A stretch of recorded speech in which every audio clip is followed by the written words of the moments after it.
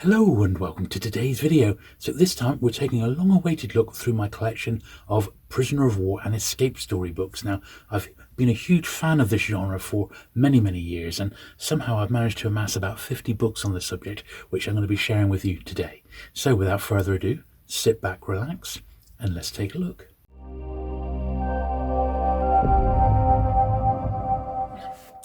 Okay then, so before we start looking at this first book here, The Escaping Club, which is an absolute classic, I just want to explain that these are actual prisoner of war escape stories rather than there's a whole range of books which we're trying to almost cash in on the phenomenon of escape stories by just doing sort of prisoners who were subjugated under their captors, so people who were prisoners of the Germans or the Japanese, and the experiences that they suffered whilst imprisoned by them.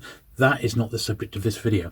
This video is about people generally Second World War, but there are some First World War stories in here as well, captured by the hostile forces in a camp or a prison, and then they've somehow managed to escape. So that's going to be the focus of this video. There's quite a distinct difference, which I did want to mention right at the start here. So we do start off with this one, which is Penguin 202, and this is published in 1939. It's by A.J. Evans, and this is regarded as a bit of a classic. So A.J. Evans was a pilot during World War One. He was shot down and captured during the Battle of the Somme, and then imprisoned in Germany.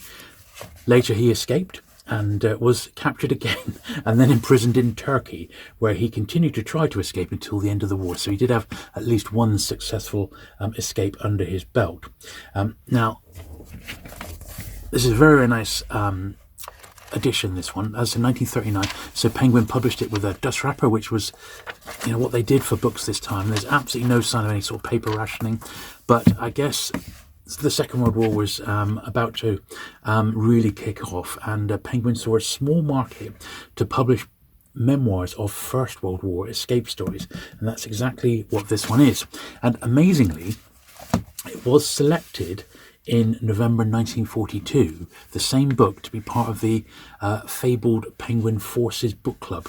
So the way that these worked during 1942 and 1943, they started in June of 42, 12 books were released, and they only had a print run of 6,000 each. And people who had relatives abroad, or they were either in camps, for example, or they could do a subscription to a regiment, would pay 3 guineas to Penguin, and the set of the 12 books on subscription would be sent out to that particular person or regiment. Now, this is an amazing one because, it's a book on escaping from the First World War, German prisoner of war camps. So it was an incredible choice, really. Very scarce indeed. Probably amongst the scarcest books we're going to actually see today. Copies of these don't turn up very often at all in this Forces Book Club library. Once again, if it did make it to a camp, well, just the title alone probably would have got it snatched by the censor, as long as they had a good sort of grasp of English. But yeah, very rare, that one. So the next one we got is another Penguin here, which is Within Four Walls, a classic of escape, Major M.C.C. Harrison and Captain H.A. Cartwright. Now, both authors here were imprisoned in Germany during World War One, and since the War Office, when they got repatriated, needed them to write down their experiences on paper, they just sort of decided to extend what they wrote down and put it into, basically a full-on book, basically. And it is highly detailed, and it includes how they created invisible ink and skeleton keys, forged passports, and of course classic tunneling action as well. And this one really does read a bit like a thriller. It's a little bit later on, so it's 1940 now, so the dust wrapper has been dropped in this particular case, but still a nice travel and adventure Penguin title. And amazingly, once again, this book was also published in a limited run as a Forces Book Club title, a bit like the other one there. It's not one that I've got. It's very scarce, like the Escaping Club there, but it does exist in a Forces Book Club edition. That brings us on to The Tunnelers of Holzminden, which is another First World War one. It was written just at the end of the First World War, and the author was an instigator of an elaborate escape tunnel from Holzminden camp, and he did succeed in escaping his German captors. Now, this book was published, same thing, 1940 again by Penguin, and they had a little spate of these First World War escape books, I think because they just wanted, perhaps these were books that they could, our forces could read during the Second World War. Now, amazingly, this book got published as a prisoner of war issue. So very, very, very scarce. So what happened with these, if it was a copy that was in the Forces Book Club and it didn't sell, bearing in mind they only had a run of 6,000, then it would get released as a prisoner of war issue. So sent specifically to prisoners of war in German camps. And if any of these got through the censor, it would have been a miracle. This one is particularly ropey copy here. The cover is detached, but it is a very rare prisoner of war issue. In fact, this is so rare, on the Penguin First Edition's website, they haven't actually got it listed as even existing. So I think it is supremely rare. But as you'll see, the cover, which is detached, it does have the all-important Prisoners of War Book Service inside cover. And these were the ones that were sent to the POW camps. So very, very rare indeed, these particular ones, and you just don't see them around. So yeah, delighted to have that one, and at least it's all there. It may not be the greatest of shape, but it is at least a complete copy, which is better than not having it at all. So the next one we've got is Cage Birds, another one from 1940, H.E. Hervey, and we've noticed that they've got thinner and thinner, the Penguin books, as time has gone on. So this book recounts the author's numerous attempts at escape from German camps during World War I again. He never actually quite made it. He did escape from the camps, but never made it home. But he was awarded the Military Cross for his efforts. And the book tries to make out that it was all a sport and really shows the difference between World War I and World War II escape attempt. So back in World War One, they really did sort of think, it was the jolly hockey sticks, and they would abide by the Geneva Convention, and it was all a bit of a sport trying to escape. But that attitude definitely changed between the First and Second World Wars. Now, the final one we've got here for Penguin is Eastern Flights by Alan Bott, and Alan Bott was an early RAF pilot, and he was shot down and then imprisoned in Turkey. Now, he made 5 attempts to escape until he was eventually successful. This is a really, really entertaining read, and reads a bit like a thriller. Now, Alan Bott is a name that you may or may not be familiar with, but Alan Bott later went on to create Panther Books, and Panther Books is exactly what we're going to be looking at next. So, here we are, The Colditz Story by Major Pat Reid, an absolute classic of escape. Really, really incredible, this, and it's probably the book that got me into escaping in general, and I love it so much. I've actually got 3 copies of it in this original plant library. I just love it that much. It's a great, great book. Let's get them all in there, and what a fantastic read it really is. I just love it, and it wasn't quite Pan's most successful book of this period. That was The Dam Busters, which by Paul Brickell, which had already sold 1 million copies. But within the first 4 years, this had sold 500,000 copies. So it was by no means a slouch, shall we say. Now, if you don't know the story, Pat Reid was the escape officer in Colditz for the early years until he eventually escaped along with 3 others. It's an absolutely terrific read, and you could almost say that in the early 1950s, it almost sort of created a whole genre of other publishers doing their own sort of escape books, and we'll definitely be having a look at those today. So that was the original edition, and then it was reissued with a different number, slightly increased price from 2 shillings to 2 and 6, as Pan G197. So it was like just the later issue, and he's got his MBE and MC has been added to the cover as well, and it does also say about how well it sold, 500,000 copies in the Pan edition alone. So very, very good. Now, Reid followed this up with The Latter Days at Colditz. So this was his experience, not his experiences, but the experiences of all his fellow inmates after Reid had got out of Colditz, and he stayed in Switzerland as like a escape liaison officer. So anybody who escaped through the Switzerland lines, Pat Reid was on hand to sort of debrief them as part of MI6, and but he did also have time to put his recollections and the memoirs of people who got out of Colditz after he did, and that's what's in the latter days at Colditz here. Now this is got covered by Sachs, and this original artwork is actually in the possession of a chap called Colin Larkin, who's got an incredible Pan original artwork collection, and he holds and owns the original artwork to this, which I would dearly love to have of him, but he's not breaking up the collection just yet. But great book. Now I have an awful lot of books on Colditz, so we won't delay. I've got a few more for us to have a look at. So this one is Escape or Die. Now this one is by Paul Brickell, as I said, who wrote the Dam Busters, and that was their million seller. And this isn't Paul Brickell's escape, it is just authentic miscellaneous stories of RAF escaping from the RAF Escaping Society. And it's got 8 specific RAF escapes in this one, and this too was re-released a little bit later on as G532. So there's this one from 54 rather, and this one from 1962 was when it was the new edition with that slightly different cover on it. So that's pretty cool. Now the next one is a real great one, and it's Airey Neave's They Have Their Exits. So Airey Neave was in actual fact the first British officer to escape from Colditz. He beat Pat Reid to it. He was the very first one out, and we certainly weren't the first to get out, of course. I think that was the French, and then the Dutch got people out. The English were not having any luck at all until Airey Neave finally made it, and his journey out of Colditz through to Switzerland is really quite something. Now Airey Neave will go on to pen quite a few other escape books, which we'll see in a minute.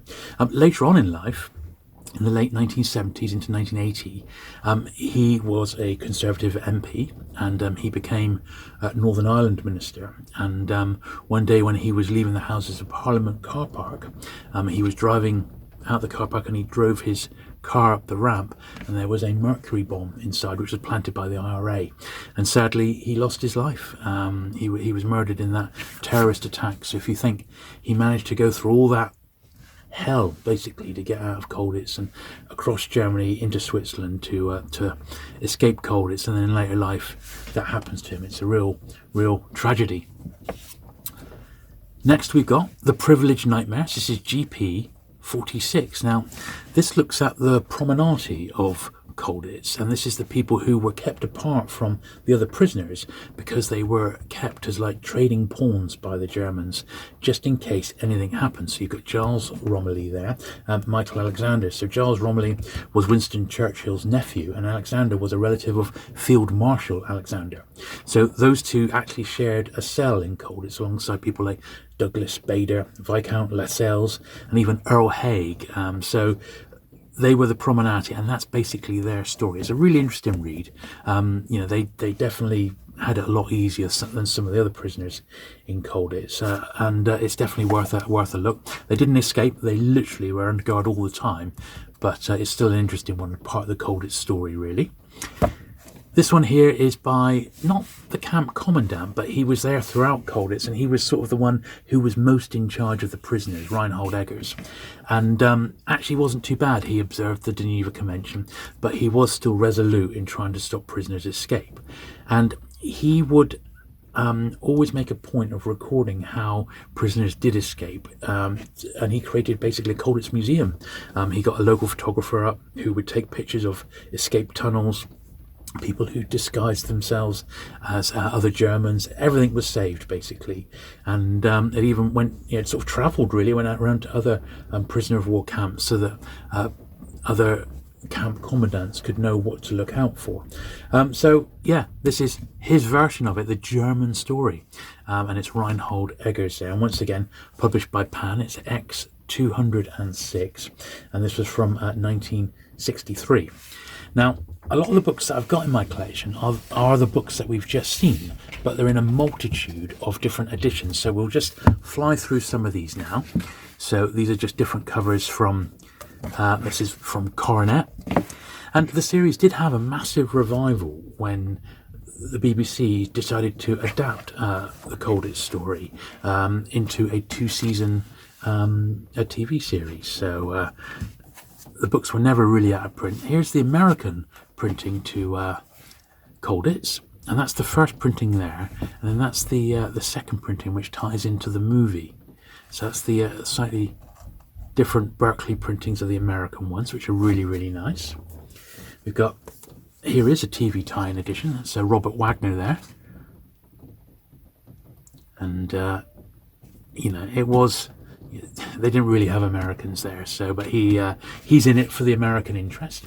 Here's another couple of copies of Hostages at Colditz. This is the one we just looked at, the Promenade, but for a more up-to-date audience. So I've got quite a few of these. This is an updated one by Reinhold Eggers. So this is the German story, but now it's called The German Viewpoint, and it was updated apparently as well. So that's worth getting.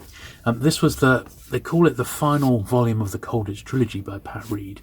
And basically, this came out and it put a few things straight, because those original books, they did have errors in. Some of the people said, well, that didn't happen and this didn't happen, and basically it was Pat Reid's chance to correct those mistakes and add any final details that had come to light before he died. And that's what this one is. So it's the Colditz trilogy, but it's really all the books into one there. The Padre in Colditz, which is, he was the, well, exactly what it says, the Padre. He had to remain neutral, but once again helped out when he could. And here's a couple more by Airey Neave. So there's his original one. That was his original escape, of course. They have their exits. Then Airey Neave, a bit like Pat Reid, stayed on in Switzerland and helped other prisoners who'd escaped through that route. So he would, he would debrief them. He also, this one here recounts the escape routes through occupied France. And this one, again, other underground escape routes throughout Europe. A bit like a sort of secret army, and in a joking sort of way, hello. So that's what those ones are. Now, while we're here, I have dug out my hardbacks on Colditz as well. So this is the original Colditz story by Pat Reid. It's the first edition hardback. Sadly, I've not got one in the very scarce dust wrapper, because a bit like the Pan book, the dust wrapper is almost like that. It's very, very dark. But this is the first print in hardback from 1952. It's on my wants list. I'll get round to it eventually. And here's the original hardback first for the latter days at Colditz. So this one, once again, gorgeous dust jacket on that, lovely painting of the castle there, which is very, very nice. I've also got the Colditz story on audiobooks. This was a really ancient cassette tape read by Patrick Allen, no less. Who'd have thought it, eh? So I wanted to show you those. I've got this one here, which is The Diggers of Colditz. This is, there was obviously various tunnels that were dug over the years, so that's that one there. And I've got this one, which is Colditz Recaptured, which is by Reinhold Eggers, and this deals with the American advance to Colditz and the eventual capitulation by the Germans, handing the castle over to the Americans. And there was no trouble at all when that passed from one to the other, because on the whole, the prisoners were fairly well treated, and the Geneva Convention was pretty much upheld in that particular location, so they didn't really have much beef. Now, there's just one final book on Colditz, and this one was published at the tail end of 2022. So as I film this, it's pretty much brand new, and I've almost finished it. I've just a little bit to go now, and so far, so good. I don't think it quite lives up to the marketing on the back, which it says, "This real Colditz story asks one simple question: what would you have done?" I don't see much of that, but it has uncovered a few things which I didn't know, a few facts which perhaps had missed me by, and I'd not read in other sort of Colditz books. One thing it is quite clear on is that Pat Reid, who basically dined out on his Colditz escape and the profits from the book, and was the man to see when Colditz was a thing. So the TV show, he was like, consultant, and then they did the board game, and there was other merchandise that was released on the back of his book. He was very much the superstar of Colditz, but there was an awful lot that went on besides him, and he was just one small element. I think it basically sums up that Pat Reid was the one who made the most money out of it. But it's really, really good. It's only just recently come out, and it's a great read. Ben McIntyre's written lots of great Second World War books. Agent Zigzag was probably his most famous one, but this look at Colditz is excellent and is recommended. So this is another Pat Reid one. It's my favourite escape stories. Now, everything about this book seems to suggest that it's for youngsters, a beaver book from Hamlin, but not a bit of it. I mean, Pat Reid edited it, and it is his favourite escape stories, but they've all been pulled from proper novels, so they're not written with any sort of children in mind. So it's a proper little escape book, or like a best of. So once again, probably worth tracking that one down. I've not got a great copy of it, but I'm glad that I've got it. Now, this is an absolute classic, of course, and it's The Great Escape. Now, this isn't the first printing of this one by Faber. This is the later one, which is the movie tie-in, but it was first published in 1951 in hardback. And obviously there was the famous movie, which is what this has got some stills from. This got Charles Bronson on the front there, in fact, and it looks like Richard Attenborough as well. So yeah, a great one. It's not particularly difficult to find. I've had a couple of these, and well, it's a great book, isn't it? Now, there is also a hardback, which is came out in 2000 and I think it was 2013, yeah. And this is The Great Escaper. So this is a book that looks on the life and death of Roger Bushell, who was Big X of The Great Escape, and I believe was the chap played by Richard Attenborough in the movie. So another one which is very easy to get through. In fact, this was remaindered, so it's an easy one to get your hands on. Our last Great Escape book is this one here, which is by Anton Gill. This is published in 2002, and this has got some more updated information and facts about the actual Great Escape, basically from any surviving relatives or survivors from the camp or their or from the actual escape itself. So yeah, interesting book, that one, and sort of brings it a bit more up to date. Now we'll go on to a few more general paperbacks from other publishers, and we've got quite a few of these. So this first one here is The Other Side, and this is the story of Leo Daldrup as told to John Murdoch. Now this is a horror paperback, and this one tells the story of a German prisoner of war who managed to escape to Ireland, and then amazingly he was able to join the RAF under an assumed name and make his escape. So quite an interesting story, that one I'm not familiar with. I've not obviously read every single one of these, but I've read as many as I can. Now this is probably one of the ones that qualifies as the best cover. It's got this beautiful painted wraparound cover there, which we'll casually look at there. And this is by Arrow Books here, Escape to Freedom. And this is undated, but it feels like it's sort of late 1950s. And this is the story of two separate officers who meet up and manage to escape Germany. Quite a dry read in actual fact, very factual, and lots of detail, but I guess it's made up by just having such an absolutely gorgeous cover. But apparently that's not the greatest of reads, that one. Now this next one here is My Purpose Holds, Jerome Camellia. It says the only successful escape by a British civilian from a prison camp in Germany. So this particular person wasn't actually an officer or even in the army. He was an actual civilian, and he did manage to escape Germany. So there we are. That was by Ace Books there, and 1957, that one. Now this is probably the best jacket of all the books we're going to see today. I think it's a real work of art, but amazingly it was the only corgi one that I had. It's from 1954, and it was a corgi giant stolen journey.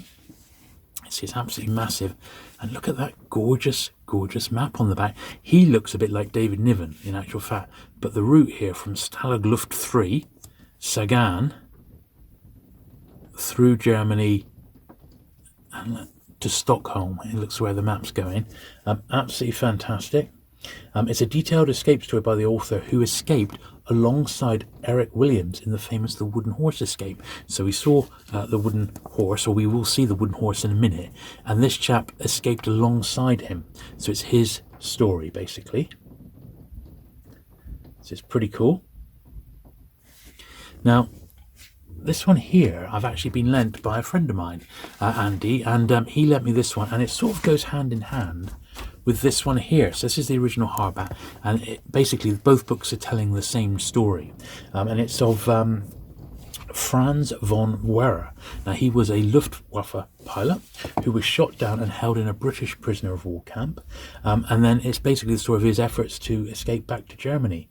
He was interned in Derby, and this is the original hardback first edition that my friends lent me. Absolutely incredible journey. I mean, he went through hell, this guy, and you know, in effect, you know, he was a bit of a hero in his own way. So that was the original hardback there, which is really, really nice. And then this is the sort of the mid-70s. It's not the same author, it's not the same book, it's just the same story about the same guy, which came out in the mid-1970s. Pretty cool there. So now we've got 3 books published by Brown Watson's Digit Books, and this is the first one. It hasn't got a number, and they haven't even got a date, but I suspect, looking at my other Digit Books, that this is about 1956. And this one is called I Came Back by Christina Zalowski, and this tells the story of a female who was imprisoned at a German concentration camp, and she did manage to escape. So that's that particular story. Quite horrific from what I understand, but that's what that one is. Nor Iron Bars, A Cage, W.H. Aston, M.M.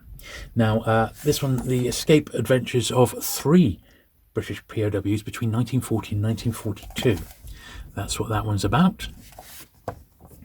And the last one here is actually, it's the only one here which actually isn't prisoners of war. This is actually breakouts from various prisons around the world, predominantly British ones like Dartmoor, for example, but there was also some American penitentiaries as well. It's not POW. I just put it in because, well, it's just got that great cover. More than anything, and I think it's got about a dozen different escape stories from actual prisons, which isn't the focus of this video. I have got a few books in that sort of genre, like books on Alcatraz and that, but I just wanted to include it just for the fun of it. Okay, so now we've got Wait for the Dawn, which is another one, which is apparently a fantastic read. Derek Nabarro's. Now, he was shot down. He was an RAF pilot who was shot down during just his second ever outing in his plane over the Frisian Islands. He was promptly captured by the Germans, and this book tells the story of his eventual escape, and he manages to get back to Gibraltar. Apparently it's really incredible and well worth a read. And this is published by Panther Books. This is Panther 510, and this is 1955. So once again, it's during that sort of heyday of escape books. Now this is the very next number, Officially Dead, Panther 511 by Quentin Reynolds, and this is once again a highly regarded book.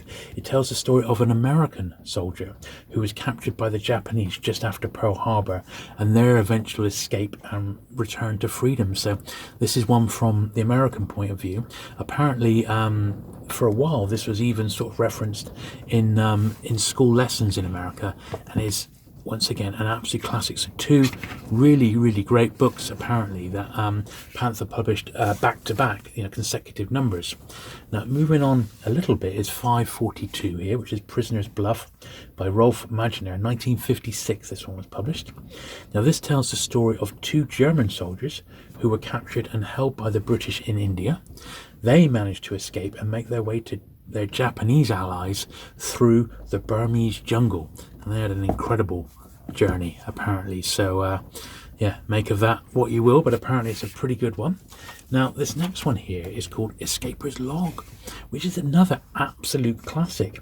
Now this is World War One escape story, this one, and it was reprinted possibly because there was still this great, the genre was just so hot at this time, but it recounts the story of an early RAF pilot, and he gets shot down in 1915 and captured by the Germans.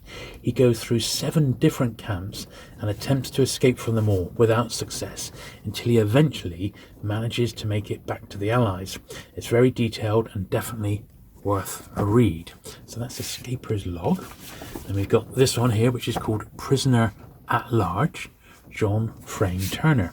Now this one tells the story of another RAF pilot who crashed over Germany, this time in 1943, and he manages to stay pretty much at large until the Germans surrender 2 years later. He does, however, spend time in a German POW camp, but he manages to escape it. So most of the time, for 2 years, he's basically, well, at large. He's not in a camp. He's managed to evade capture. And then this last one here is called Escape by Lieutenant Commander J. Crisp. Now, this author actually spent 3 years in Colditz, and he assisted in numerous escape attempts, but ultimately did not manage to escape himself.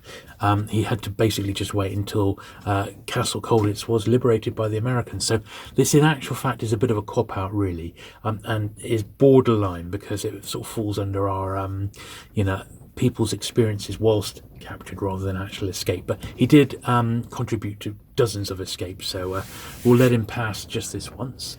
So now we're moving on to the escape books published by Fontana, with a bit of Foursquare thrown in for good measure. So this is Fontana Books #2, and it's The Wooden Horse by Eric Williams.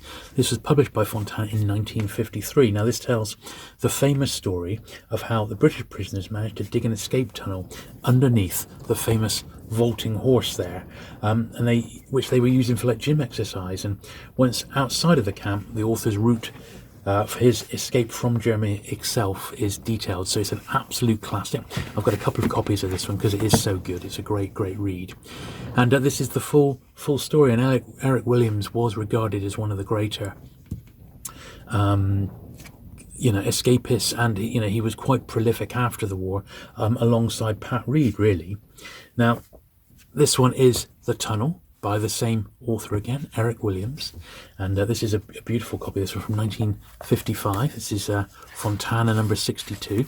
Beautiful white pages on this one, and this is almost in a way the sequel to The Wooden Horse, and it's a bit similar to Pat Reid doing his sequel to Colditz, but this recounts the author's many and varied escape attempts before the successful Wooden Horse escape. So basically, in The Wooden Horse, he hadn't recounted all his failed escapes, and that's what The Tunnel is basically. And this book, The Tunnel, was reprinted because that came out in 1955, 6 years later. Evidently, Fontana had lost the rights, and this Foursquare edition came out in 1961 with a cover by Josh Kirby. So, not sure what happened there or why Eric Williams went to the other publisher, but there it is. Next, we've got Return Ticket, Anthony Dean Drummond.